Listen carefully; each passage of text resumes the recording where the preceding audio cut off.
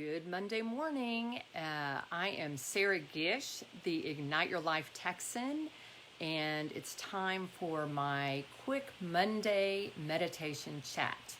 And this is where I come here every Monday around 10 a.m. and I teach you guys one concept lesson about meditation.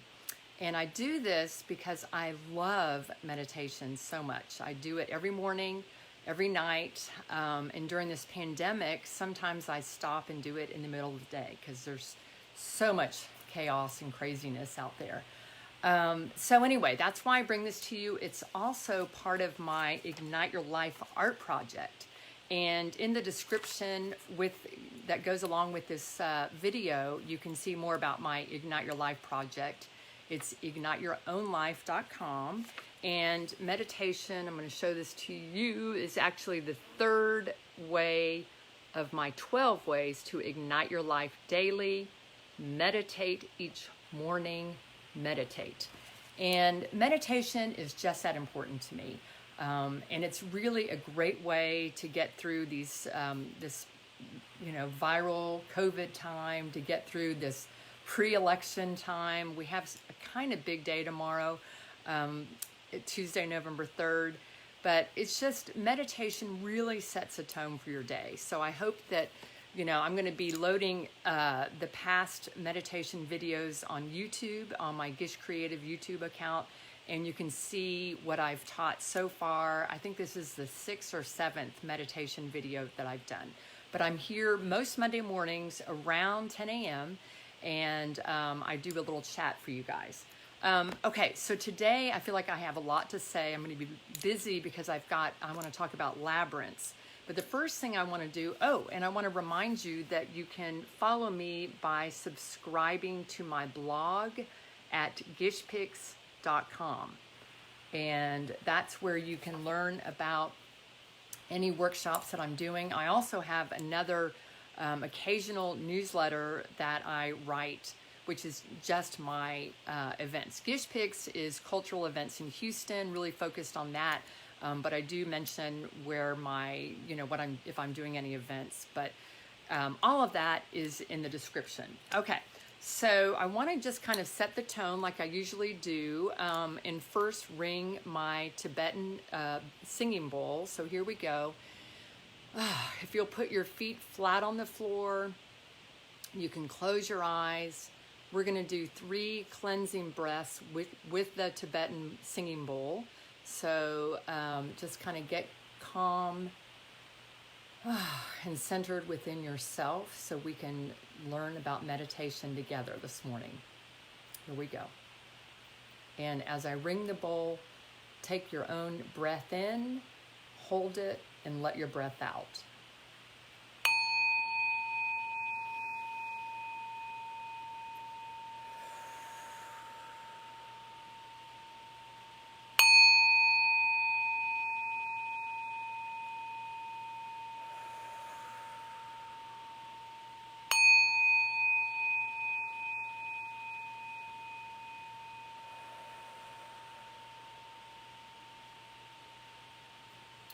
And I find that getting centered with a sound like the Tibetan singing bowl is a great way to kind of set the tone. And I actually have, one of my chats is just about sound, so you can see that for more. So as I said, this morning I want to talk about labyrinths, but the first thing I want to do is talk to you about, or actually do this reading. When I have a whole process, outline for my morning meditation, which I guess I'll share during one of these meditation chats. But I always have a reading or an inspiring video or something like that. And this morning I read from Inner Peace. I'm not even going to try to say the name. Well, I guess I can't. Paramahansa Yogananda, I can say. This is from my dear friend Kalyani Giri, who gave this to me. And I read this morning in my meditation. I read a little bit more than this, but I really liked this paragraph. So I'm just going to read it for you right now. Through meditation, one can experience a stable, silent inner peace that can be a permanently soothing background for all harmonious or trialsome activities demanded by life's responsibilities. Lasting happiness lies in maintaining this evenly peaceful state of mind. And I think that's really where I want to be right now, especially. I want to be there all the time. It's not always possible, but especially as we're leading up to the chaos of our country's election and what's going to happen. I really need to live in peace. And my friend Tracy J texted about that this morning, and man, I'm on that page. Okay, so Labyrinths is where we're going to be this morning. And I do live labyrinth walks. I've done them for years and years. I've been doing live labyrinth walks for over 20 years, so long time.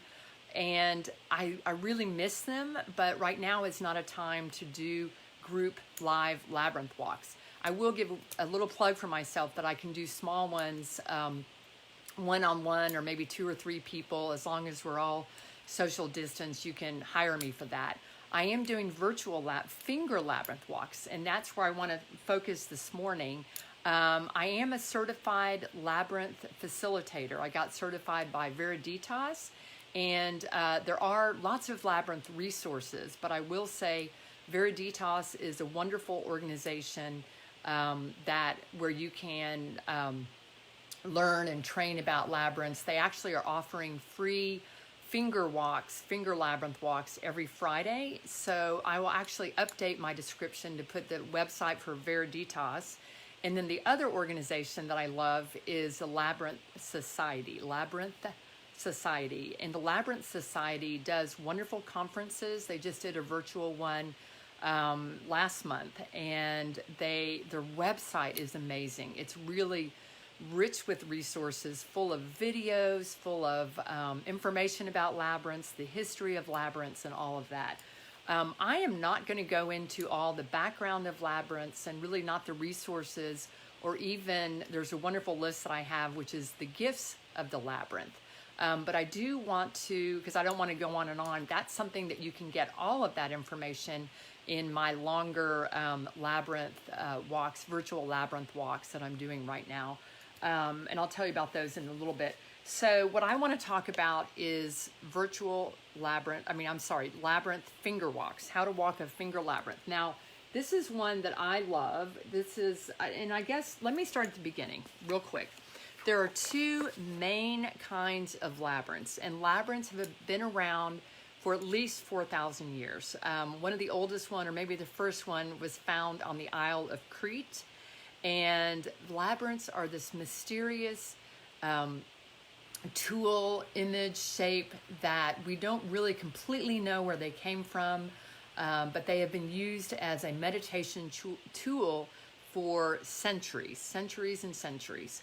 And I will say that today in the United States, 2 women brought the labyrinths to light in our country. Jean Houston, we call her the godmother of labyrinths, and she really birthed the labyrinth movement. And then Lauren Artris, who is the founder of Veriditas, and she, I guess we would say, popularized labyrinths, brought them into mainstream culture, or kind of maybe outside, more spiritual stream culture, but then brought it into more of the mainstream. And Houston has a very vibrant labyrinth community. We have over 20 labyrinths.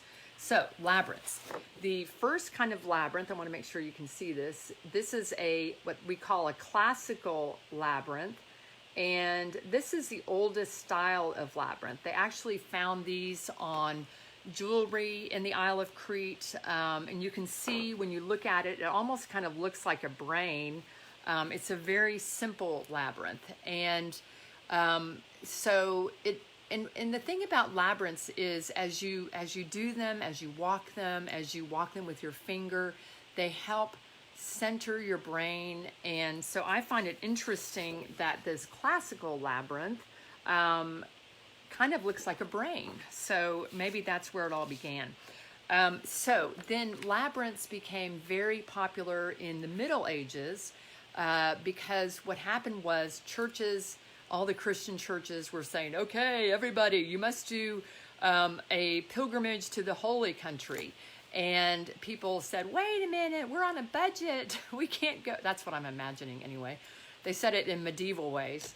But they didn't have, not everybody had money to go to the holy country, to Jerusalem. And so churches actually built labyrinths, and those labyrinths took the place of actually doing a pilgrimage to the holy country. And so that's why you'll see a lot of labyrinths at churches. And then there's also ecumenical, non-denominational labyrinths around. By the way, ecumenical means within the Christian tradition. I had to learn all this, but non-denominational means just any denomination, or sometimes no denomination. But anyway, so during the Middle Ages, I always have to figure out the best way to hold it. So they created this, what they call medieval labyrinth. And the medieval labyrinth was made famous at Chartres Cathedral in France. And, you know, it's kind of like the, if you want to have a pilgrimage for labyrinth people, that would be the labyrinth that we would go to, the one at Chartres Cathedral, because it's very, very special. You can actually see that design of labyrinths several places in Houston. Two of my favorite places are University of St. Thomas in Montrose, and then also in Sylvan Rodriguez Park. There's a really cool, cool as in wonderful meditational outdoor, both of these are outdoor labyrinths, at Sylvan Rodriguez Park in Clear Lake. So this is one more kind of labyrinth, which I just want to show you. My friend Karen Hahn, may she rest in peace, she is one of the people that taught me a lot about labyrinths, and she created her own design. It's called the Shalom Path, and it's a peace labyrinth. And I actually have a portable 20 by 20 foot portable labyrinth in that design. So I love this one too. It's every labyrinth is a little bit different. There you go. You can see it again. And then there's all kinds of designs for labyrinth. I mean, you can say the walking path at the Centennial Gardens in McGovern Centennial Gardens on Herman Drive, you know, next to Herman Park, is a form of labyrinth. So labyrinths and mazes are different too. I just need to insert that in here. Labyrinths are one path in and one path out. Mazes are, and labyrinths are usually circle, and they're usually symmetrical. Not always. You can see in the classical labyrinth that it wasn't, but it's always unicursal. One path in and one path out. Mazes, on the other hand, which people use those terms interchangeably, but please don't. That's not right. Mazes are not peaceful. They're not really meditative in my mind, because they're difficult. You walk in, you get stuck. Oops, that's the wrong way to go. You try another way. Mazes can be very disturbing to people. They can be frustrating, and labyrinths are the complete opposite. And I will say labyrinths are not for everybody, but I have found them a really important tool in my life. As you're doing the labyrinth path, as I said, it's one path in and one path out. You can see on this classical labyrinth, you'll start right here. And then, let's see if I can do this while I'm watching. And this one is actually a plastic one that is grooved. And so it kind of helps your finger follow the path. It's hard to do this holding it up to the camera, but anyway. So you follow the path, and we're going to eventually go around, and then you'll end up in the center. And then you go back out. And again, it's hard to do this while watching, but you go back out, and you will end up right back where you started, which would be here. Okay. And it's the same thing with the classical labyrinth. It's one path in, you'll go and do the walk, and you'll end up right here for the center. That's kind of the center part. And then you walk back out and you end up here. And these, in between these lines, are paths, you know, or circuits is what they call them. There's all kinds of sacred sacred geometry for labyrinths. There's all kinds of numbers. I mean, you know, the number of lunations. These are called lunations on the outside. As I said, these are circuits or paths. In the center is the rosettes. You know, you have 6 rosettes in the center of classical labyrinths. And you will learn all of that when I host virtual labyrinth walks. I'm actually going to host my very first one. Well, I've been doing them for the Heinz Center. And so we're taking a break from the Heinz Center, and I'm now going to be doing them with the Spectrum Center. I'm really excited. The first one is going to be December 5th, and it'll be from 10 to 11:30. And so you can learn a whole bunch more about labyrinths and how to walk them, how to do finger walks. And you don't need to go buy any of these. I mean, you can if you want. I recommend doing a doing a finger walk before you buy and invest in your first labyrinth, because you might want to just see what kind you want. If you want classical, if you want medieval, that kind of thing. You can easily walk this classical and medieval and the classical one with your fingers. And this is just paper. You can walk it with your fingers. You can walk it with a pen. You can actually take a pen or a pencil and trace it. Something that they recommend a lot, that they recommended at Veriditas, is to walk it with your non-dominant hand. So I am right-handed, and I'll walk it with my non-dominant hand. It's kind of interesting to do that. So I also want to tell you that I have a mantra. I love mantras.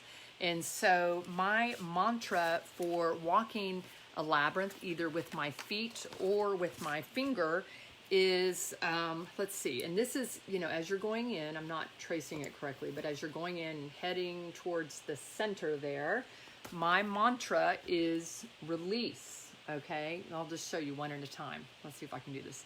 Release. And then when you're in the center part where the little flower looking thing is, I say receive. And so you can just kind of stand there and receive whatever spirit power you're feeling, or just receive perhaps from, if you're walking in a community, receive from them, or just receive from yourself. You know, give yourself a hug, connect to yourself. And then as you're walking out, you're heading back towards, it's so weird doing this on the phone. Anyway, there we go. You're walking back towards the beginning. My mantra is rejoice. And this is my mantra. You can create your own. Release as you're going in, receive in the center, rejoice on your way out. Some people have other ones, you know, let's see, I can't even remember the other ones. I like mine. So you can look for other ones. You can create your own mantras, whatever you want. But that's what I always teach, is release, because you're kind of letting go of things as you walk into the center. Then you receive in the center, whatever it is you receive. And in the center, as I said, there are these 6 petals. Okay, there we go. I got it in there. The 6 rosettes. And what I've done before is concentrate on 6 different concepts, you know, 6 different gifts maybe that you have, or 6 different gifts that somebody else gave you. I did a labyrinth walk on my mother once, and this was a live, in-person, I guess I should say outdoor labyrinth walk, outdoor labyrinth. And at each rosette, I thought of a gift that my mother had given me, and I still remember those gifts. And it was really a beautiful moment, because I was able to release her. We were having a few problems at that point. I was able to release her, receive the gifts, and then rejoice, just feel lighter as I was walking back out. The really cool thing actually about that walk is that I was able to tell my mom, she was still alive, she passed away about 1.5 years ago, but I was able to tell my mom those 6 gifts. So that was really special for me.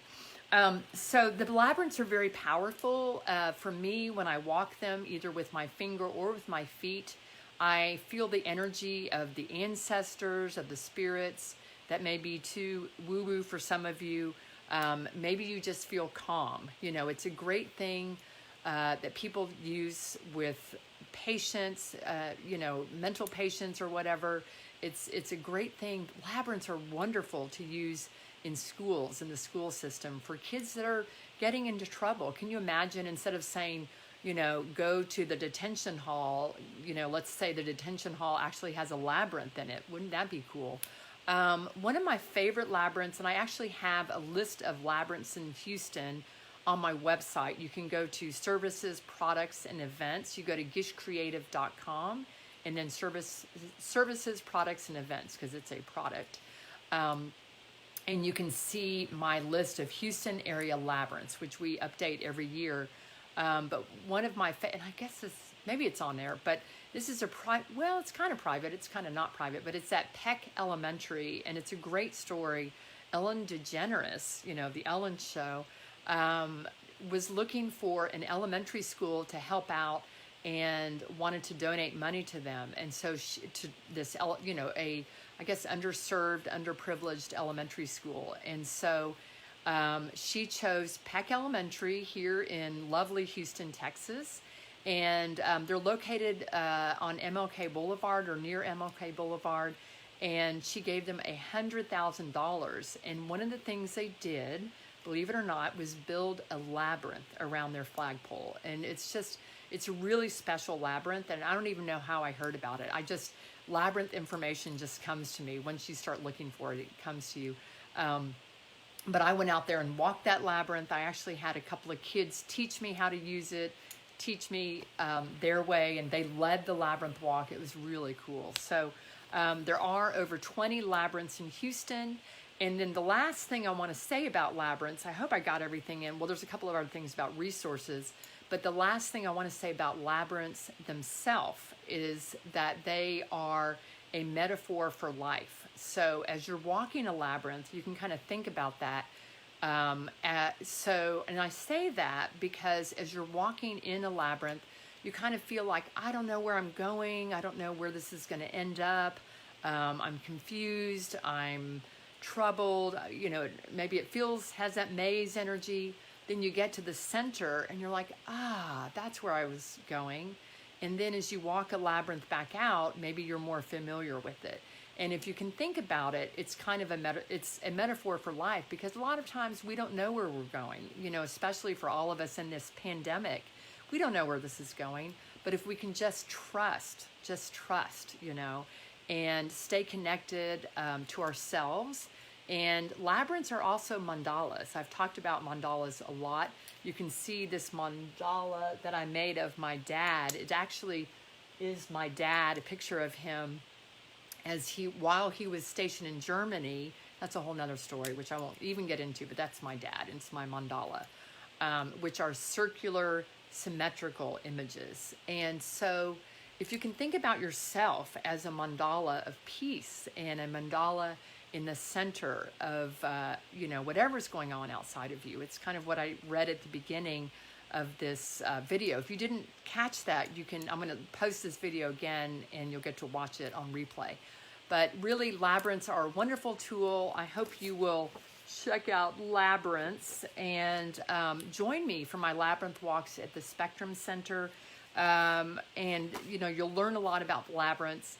And also labyrinth resources. I'm going to end with that. Labyrinth resources that we have are tons in Houston. I've got a ton, which you'll get in my labyrinth virtual labyrinth walk on December 5th and the first Saturday of every month after that. But right now, a couple of things you can do is subscribe to my blog, Gish Picks Curated Culture for Kids and Adults. Trying to find that. And again, this is all in the description. You can also subscribe to my monthly newsletter, or kind of monthly newsletter, which is in the description. And right now, since you're watching this on Facebook, or if you were watching this on Facebook, you can go to Houston Labyrinth Walkers. That's a group I created in 2014. So it seems like ancient history now, but I created that in honor of my friend Madeline Manning. And gosh darn it, I wish I had a picture of her handy, but Madeline Manning is a wonderful human being that passed away from cancer many years ago. I think 2005 or 8, somewhere around there. But she is someone that I carry in my heart every time I do a labyrinth walk. And Madeline taught me to love labyrinths. She taught me about labyrinths, and she had a Houston Labyrinth Network group that she created, and so I was kind of recreating that with this Facebook group, because that website went down after she passed away. So the Houston Labyrinth Walkers Facebook group is a group that you can join, and we've got lots of labyrinth resources there. It's a place where I only allow people to post about labyrinth events, and so we keep the path in that group very pure, and it's focused on labyrinths. So I hope you will have a wonderful Monday. Good luck to us all as we face Election Day tomorrow. Just carry peace in your heart, and make sure, if you can, get into a meditation practice of meditating each morning. And I think you'll feel so wonderful if you can do that every day. Bye-bye.